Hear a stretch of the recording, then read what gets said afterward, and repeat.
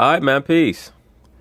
So those of us who remember the 2002 Western Conference Finals between the Los Angeles Lakers and the Sacramento Kings know that that was one of the great playoff series of all time because of the theatrics and the drama that occurred throughout that series.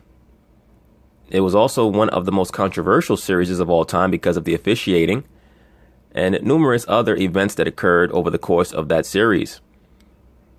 Now, for those of us who remember, the turning point of the series was Game 4, in which the Lakers, who were already down 2-1, were trailing by 20-plus points in LA.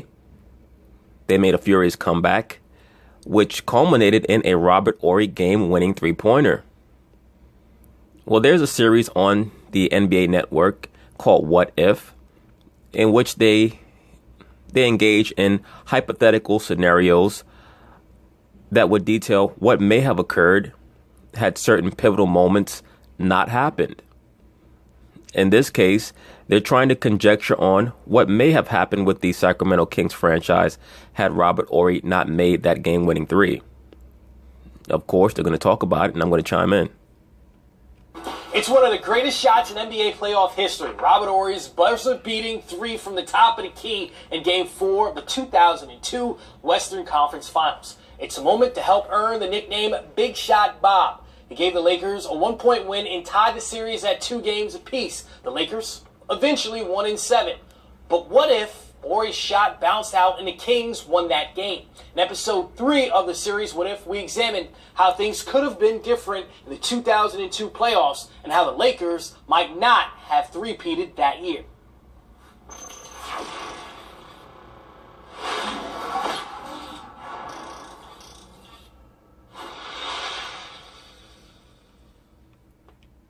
Let me say this.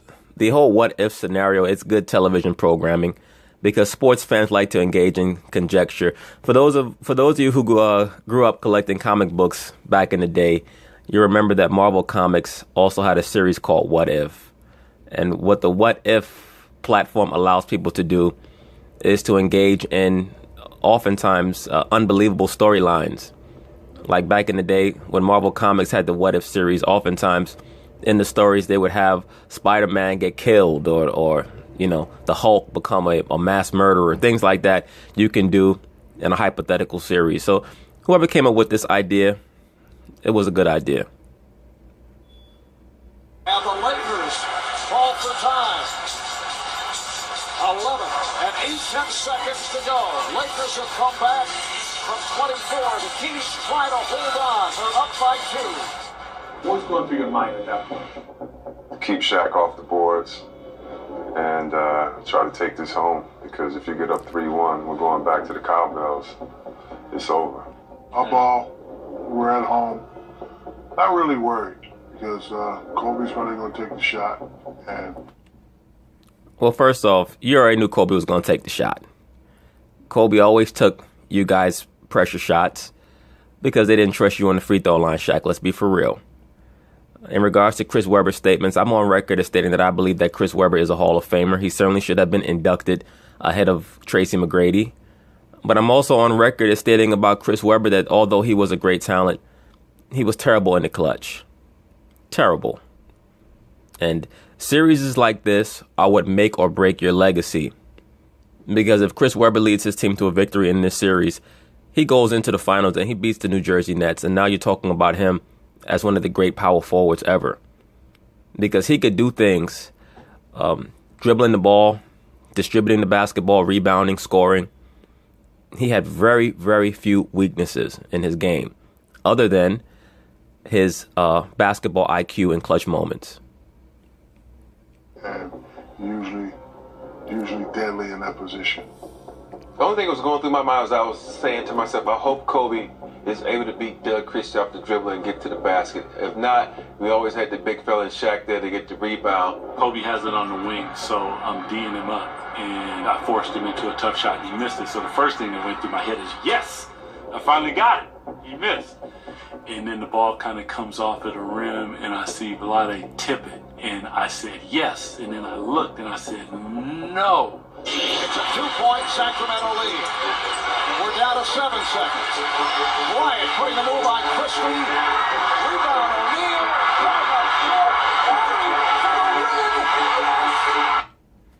Look, let me say this. First off, Doug Christie was a very good defender, but I don't know what he was celebrating about because Kobe blew right past him. But in normal Kobe fare, he missed the game-winning shot. Kobe Bryant is one of the more overrated clutch time performers, and I know a lot of the Kobe Bryant superfans are going to get upset by that. When you look at his proficiency numbers and his efficiency numbers in the clutch, his shooting percentage was terrible. He oftentimes took bad shots, but what he was cold-blooded and conscienceless. He had no conscience in the clutch, which is what made him somebody who was dangerous. He was very, very dangerous, but he was not proficient. But he was also the best player that they had in regards to creating his own shot and executing down the stretch of games. They couldn't trust Shaq because Shaq was so up and down on the free throw line, even though he was their best and most dominant player. But what took the Lakers over the top was Phil Jackson and many of his mind control tactics, particularly pertaining to Zen Buddhism, which he used to train players on how to maintain a very even disposition in clutch time moments, which is basically the difference between winning a championship and going out in the second round. When you evaluate the NBA playoffs, there's not much difference between the best team and the teams that lose in the second round other than their ability to execute in those clutch moments, the last minute, the last 30 seconds, the last 10 seconds. And then when you have players with a high intangible meter, like a Robert Horry, who's one of the great role players in NBA history. I mean, I'm sure that even though he's not a Hall of Famer, there are people who would consider him as possibly being someone who could go on a ballot just because of how he was able to contribute to championship teams. Oh, I knew it was good. You know, it's almost like one of those ones when you're playing good, you're feeling good, and you're feeling hot, and you let it go. You say it's going to be a split splash. When Horry shot went in, I kind of didn't believe it, but I looked at the crowd and looked at everybody else. Everybody else was just going crazy, and D-Fish and those guys started running towards the locker room, so I just followed them. I remember stretching as hard as I could, trying to block a shot at the end of the game. That's what I remember about Game 4. I see Webb he stretched like everything out. So I'm running too. And a lot of times when you contest a three-pointer like that, it's tough because you give them something to judge off of. And when that shot went up, it just went quiet to me. And it would seem like it was in the air forever. I remember watching this game live. And I was rooting for the Kings that year because I liked their team. And I thought that the Lakers had done what they needed to do. They'd won back-to-back already. I didn't think that they were the better team. I certainly did not think that they were better than the Kings, but they were definitely smarter and they had more experience. But you could tell a team that is winning a championship off of experience, and that was the 2002 Lakers. You know, oftentimes when you have dynastic teams, the last championship that they win just off of experience. When you look at the 69 Celtics, when they beat the Lakers, I think they came back from down 3-1. If I remember correctly. If I'm wrong, one of you brothers can correct me. I know that they were able to win Game 7 in LA, a very classic game where Don Nelson hit a jump shot that the ball ricocheted all the way up to the ceiling almost and then came right back down to the net. When the Lakers won in 88 against the Pistons, they were not the better team. They were just a team really that won that series off of experience. When the Bulls won in 98, they really won that series off of experience. They won that championship off of experience. Even though I think that if they had been brought back in 99, they probably would have won again. But that definitely would have been their last one. And the 02 Lakers, to me, they fit into that archetype of a team that really, that year, 2002, they were not the best team in my view. I think the Kings were better, but they just were not smarter. And your lead player has to have high basketball acumen in those moments. And Chris Webber just didn't have that. You know, in regards to intangibles, he came up a little short. That's the main difference between a guy like him and a guy like Tim Duncan. When you feeling good and shooting good, it doesn't matter who runs at you. You see a shadow coming, but if they not tall enough to get there and your shot is quick enough, you don't even worry about it. I didn't notice he was there until I saw the steals of the shot, and I saw him coming at me. Big shot Bob saved me a lot of times. I've said it many times. If it wasn't for guys like B. Shaw, Rick Fox, and Big Shot Bob, I probably only have one championship rather than four. Shaq is probably the most dominant player in NBA history, certainly of the last 45 years, since Wilt left. But he certainly was someone who needed to be in the right environment because his deficiencies would not have allowed him to bring to the table what a championship team would have needed down the stretch of games. He wasn't like a Kareem. Like what makes Kareem arguably the greatest basketball player ever is that he's one of the few centers, other than Olajuwon, who could also dominate in clutch moments because you were not scared to go to him because he had finesse and he had touch and he was great at the free throw line. That's the difference between Kareem and Hakeem and a Wilt and a Shaq. And the only reason why I put Shaq and Wilt ahead of Hakeem is because they were able to win more championships. And in the case of Wilt only won 2, just like Hakeem won 2, but Wilt's dominance over a longer period of time, I had to give him credit over Hakeem. But to me, Hakeem is the most skilled big man to ever play. Like I get guys who come into my comments who think that Hakeem is top 5. Look, I'm not going to go back and forth with you too much. Hakeem was just out of this world. The Kings are about to go up 3-1. Kobe Bryant has a last-second opportunity, and then Shaq has a possibility of a rebound and back tap by Ronnie Divac. And in some way, that was the right play. He just wanted to get away from the rim with Shaquille O'Neal there. Ends up in the hands of Robert Horry, and then... And no, that was not the right play. The right play is to grab the basketball and let them put you on the free throw line. You're up 2. You make 2 free throws. The game is over. The right play is to get the rebound, not to tap it out. That was dumb by Vlade, who was a sneaky bastard while he was playing.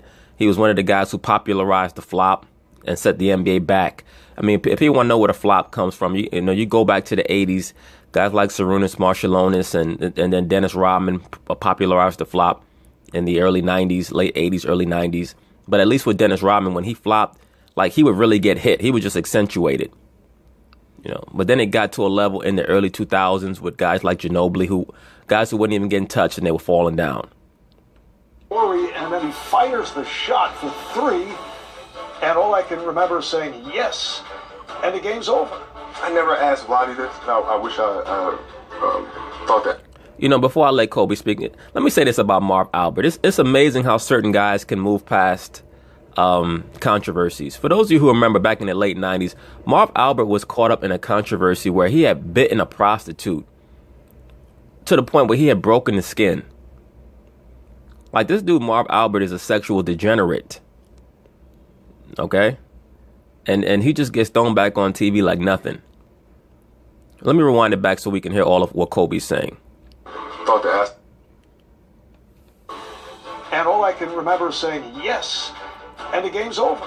I never asked Vlade this. I wish I thought to ask him this. I never asked him why the hell he slapped the ball away like that. I don't understand that. Because you have players on the perimeter.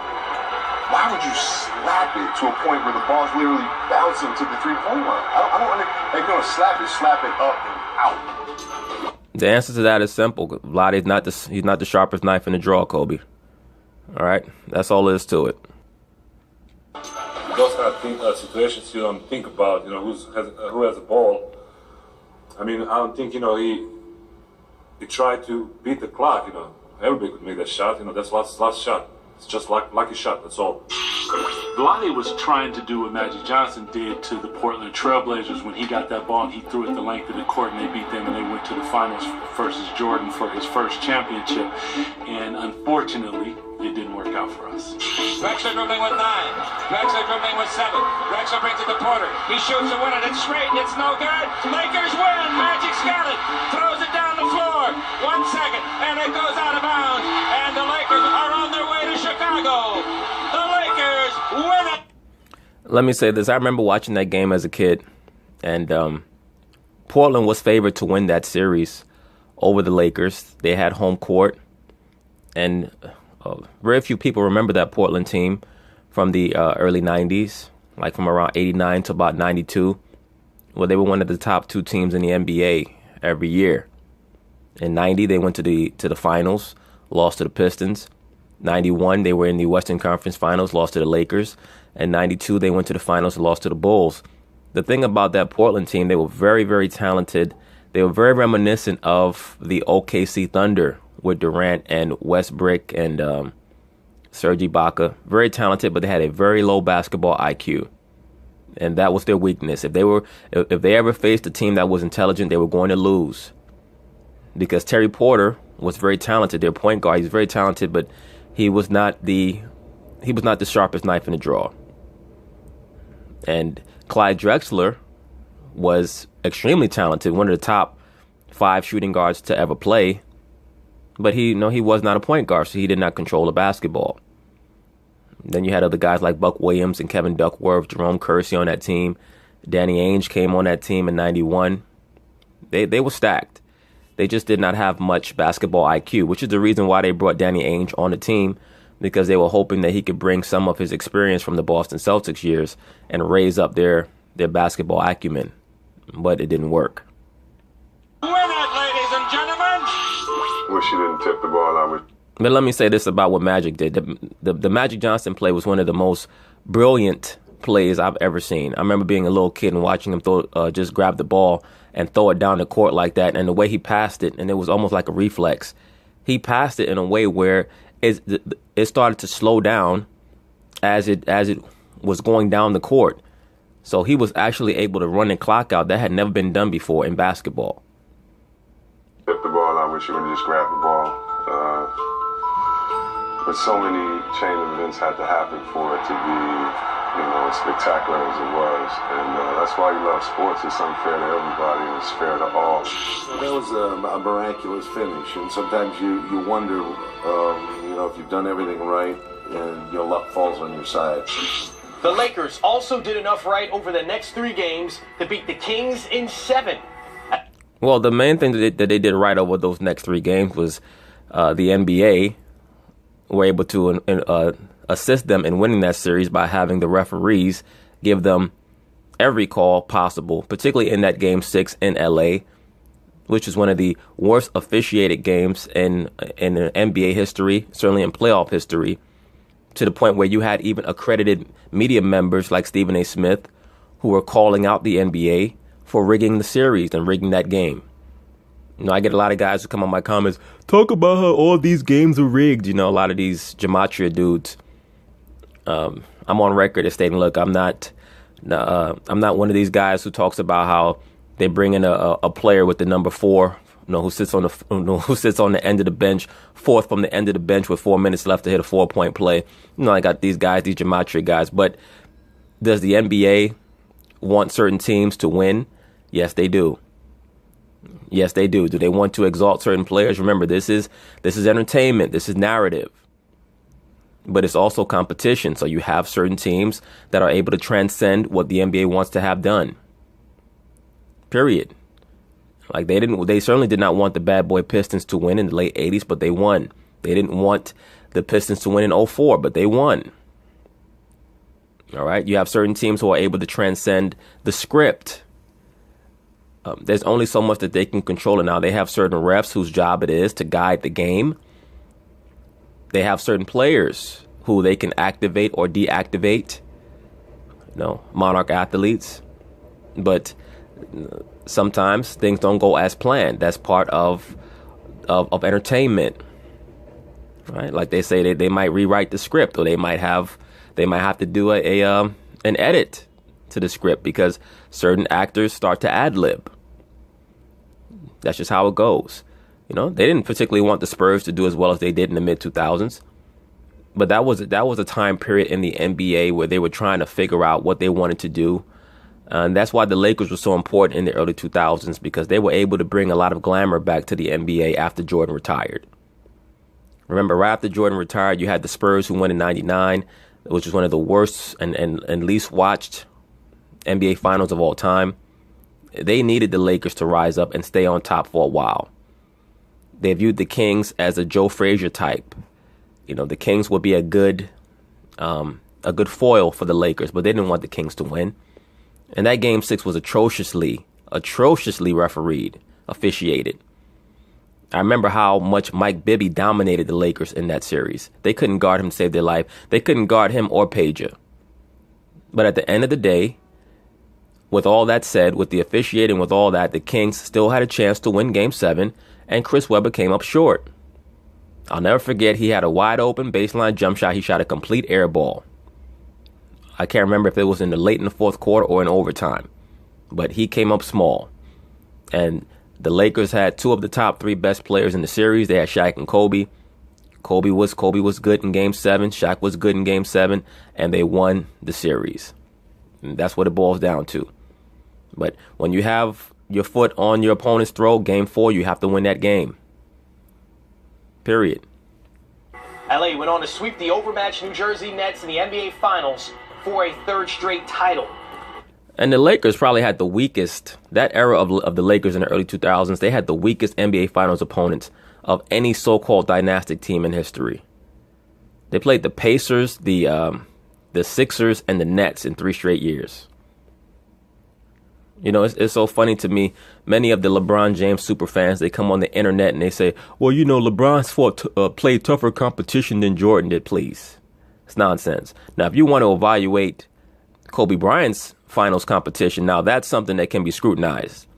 Because when you win finals against the Sixers, the Pacers, the Nets, the Orlando Magic, that's why he himself states that the biggest moment of his career was when he beat the Celtics, because he knows that was by far the best team that he had to play. That was really the only championship level team that he played in his entire career in the finals.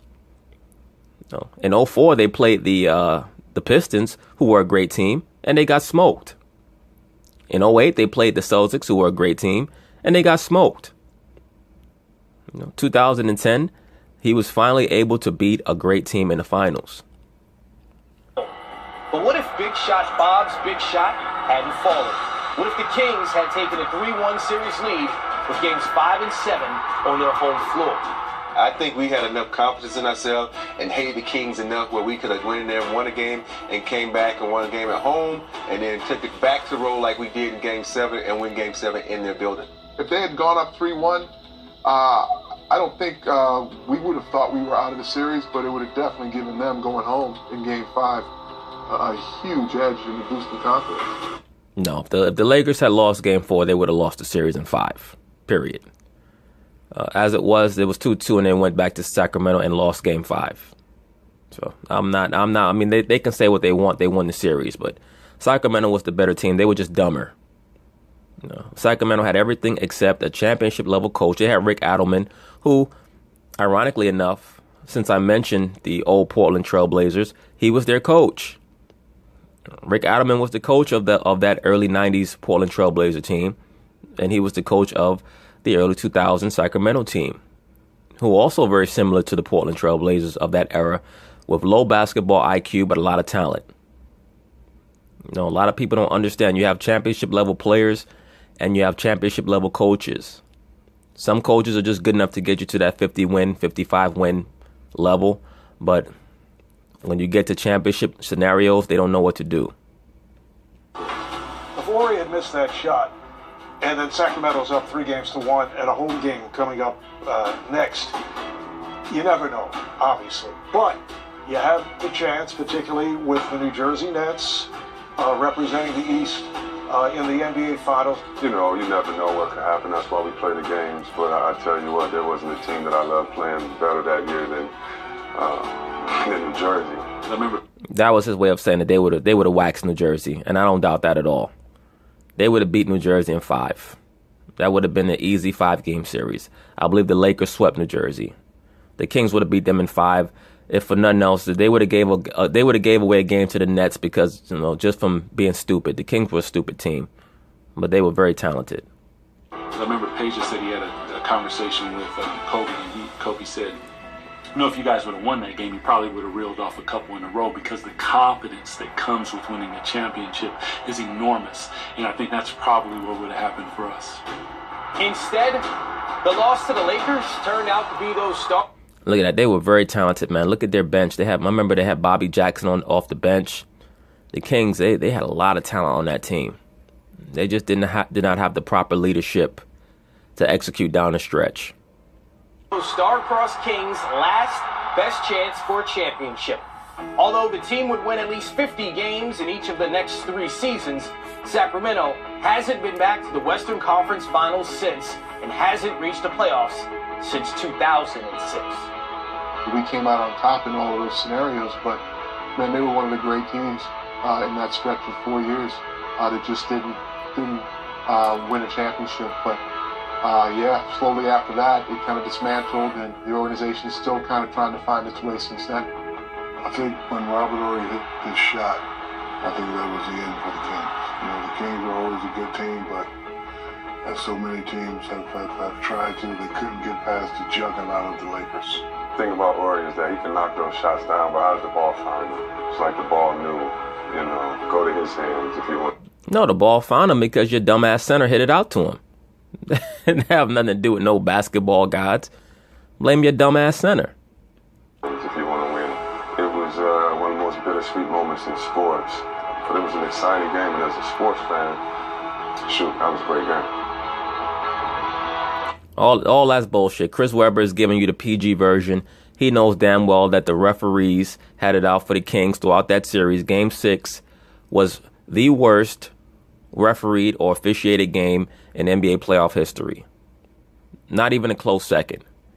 So if you got him off camera, he'd be saying something completely different. But he knows when it comes to that series, yes, Game 4, they lost because of poor execution. And also the refs were trying to help the Lakers in that game as well, because they didn't want the Lakers to go out in 5. They couldn't handle that. They knew that a Kings-Nets finals was going to be death for them in ratings. Because even though the Kings were very exciting, they still played in Sacramento. You needed a team like the Lakers, who have a global following, to help the NBA through this tough period post-Jordan. This was before they figured out that they were going to have to change the rules to promote more scoring and a more up and down pace.